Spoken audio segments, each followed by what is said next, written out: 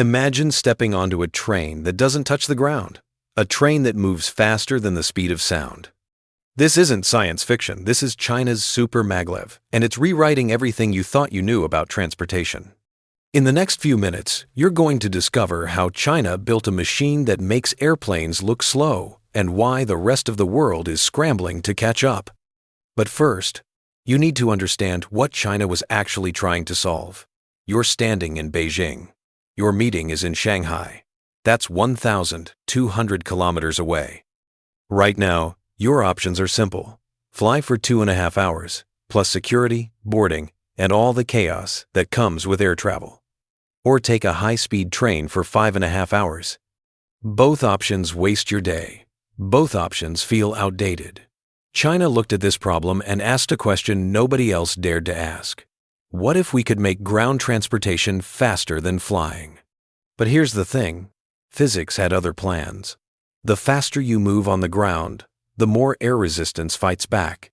At 300 kilometers per hour, air resistance is annoying. At 600 kilometers per hour, it's a wall. At the speed of sound, 1,234 kilometers per hour air resistance becomes an absolute monster that devours energy and makes traditional trains physically impossible. China's answer? Stop fighting the air. Remove it entirely. That's when Super Maglev was born, and suddenly, the impossible became inevitable. Picture this. You're inside a sleek pod, hovering inches above the track. But you're not moving yet. Beneath you, there are no wheels, no friction, no contact with anything solid. Powerful electromagnets are suspending you in midair, and you can barely feel it. This is magnetic levitation maglev, and it's only the beginning of what makes Super Maglev extraordinary. Now here's where it gets wild. The entire tube around you starts to change. Massive pumps begin evacuating the air, creating a near-vacuum environment. The atmospheric pressure drops. The air that would normally slam against you at high speeds, it's disappearing. You're essentially floating in space, but you're still on Earth. China realized something brilliant. If you remove 90% of the air, you remove 90% of the resistance. And if you remove the resistance, speed stops being your enemy. But eliminating air resistance was just the first breakthrough. The real question was, how fast could they actually push this thing? The target was absurd. 1,000 kilometers per hour. That's 621 miles per hour. For context, that's faster than a commercial airplane at cruising altitude. That's faster than the speed of sound in certain conditions. And China wanted to do this on the ground with passengers inside. The engineers knew the math worked on paper. Magnetic levitation plus vacuum tube equals virtually no resistance. But theory and reality are two very different things. The first test runs were cautious, 300 kilometers per hour, then 400, then 500. Each milestone proved the concept could work. Then they pushed harder. Then 600 kilometers per hour. The pod screamed through the tube, faster than any ground vehicle you've ever experienced. But they didn't stop. 800 kilometers per hour. The forces were immense. The engineering had to be perfect. And one miscalculation could turn the pod into a projectile. Then came the moment that changed everything. In controlled test conditions, Super Maglev reached supersonic speeds. They had done it. They had broken the sound barrier without leaving the ground. But hitting that speed once in a test is very different from making it safe for you to ride every single day. So what does it actually feel like to travel faster than sound while floating in a tube? You step into the Super Maglev capsule, and it looks more like a spaceship than a train. The seats are designed to handle extreme G-forces. The walls are reinforced.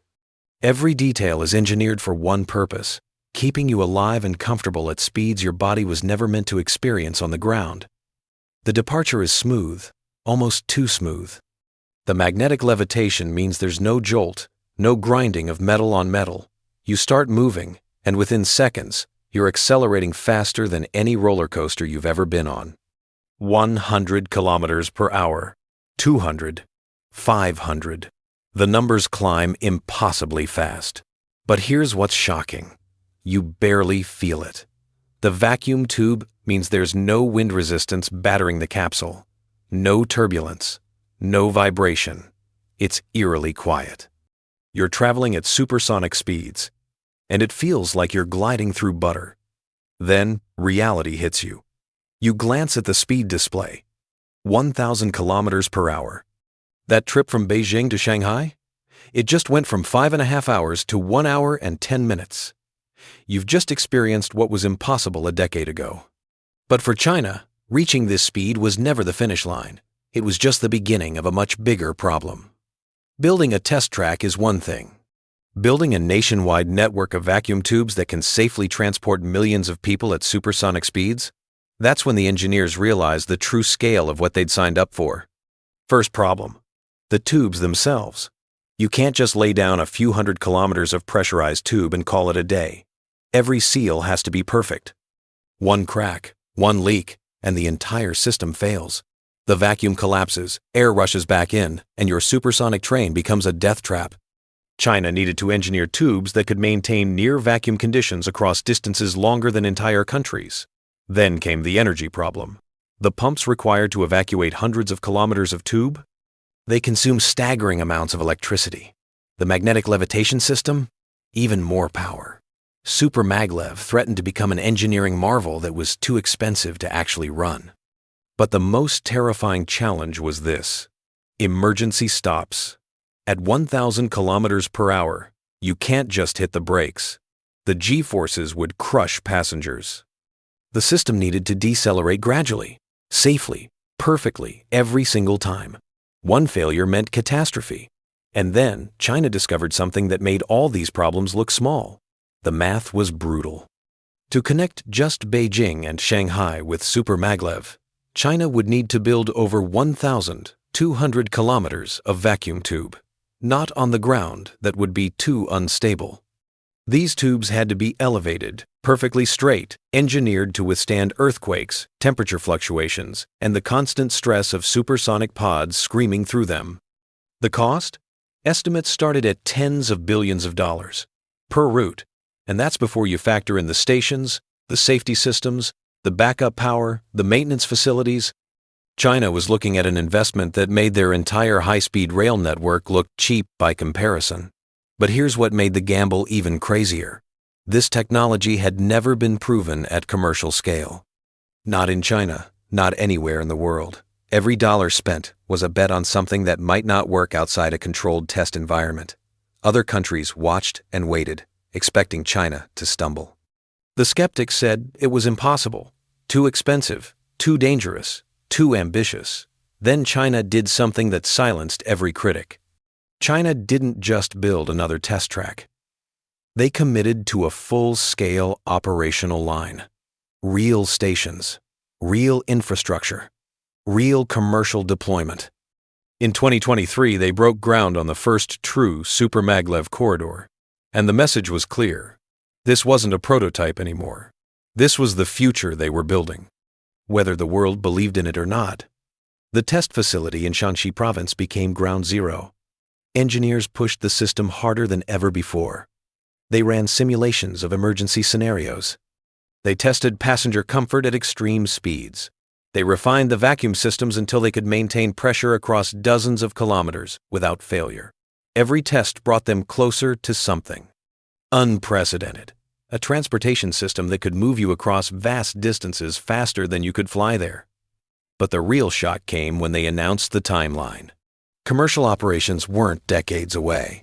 They were targeting the late 2022s. You could potentially ride Super Maglev within the next few years. The world suddenly realized this wasn't a distant dream. It was happening right now, and China was about to make every other form of long-distance transportation obsolete. And that's when the implications became impossible to ignore. Imagine waking up in Chengdu and having lunch in Beijing. Imagine living in one city and working in another, 1,000 kilometers away, commuting faster than most people drive to the suburbs. Super Maglev doesn't just make travel faster, it erases distance entirely. The geography that defined where you could live, work, and build your life, it stops mattering. China saw this coming. They mapped out routes connecting every major city in the country. Guangzhou to Beijing in under 3 hours. Chengdu to Shanghai in 2. The entire nation suddenly becomes one interconnected superstructure where you can access any opportunity, any market, any resource within hours. Economic zones that were too far apart to collaborate? Now they're neighbors. But here's the part that should terrify every other country. China isn't building this for convenience. They're building it for dominance. Supersonic ground transportation means their economy moves faster, their workforce becomes more flexible, their military can respond to threats in minutes instead of hours. Super Maglev isn't just infrastructure, it's a weapon of economic supremacy. And while the rest of the world argues about funding normal high-speed rail, China is already living in a future where the speed of sound is just another commute. But there's one final truth about Super Maglev that changes everything you thought you knew about what's possible. Here's what nobody talks about. Super Maglev isn't the endpoint. It's the launch pad. Once you've built a vacuum tube system that can sustain supersonic speeds, you've solved the hardest problem in ground transportation. And that means the speed limit isn't 1,000 kilometers per hour anymore, it's whatever the human body can withstand. China's engineers have already run the calculations. In a perfect vacuum with optimized magnetic propulsion, Super Maglev could theoretically reach 4,000 kilometers per hour. That's faster than a fighter jet. That's 3 times the speed of sound. At that velocity, you could cross the entire length of China from Harbin to Hainan in less than an hour. Beijing to Europe becomes a realistic ground route. The entire concept of intercontinental travel gets flipped upside down. And here's the terrifying part. They're not treating this as fantasy. Chinese researchers have published papers on hypersonic maglev. They've discussed plasma propulsion systems. They've explored technologies that sound like they belong in a science fiction novel. Except they're building prototypes right now. The world thought Super Maglev was the finish line. China sees it as lap 1. So when you hear about a floating train that moves faster than the speed of sound, understand what you're really looking at. The country that decided physics was negotiable, and then proved it.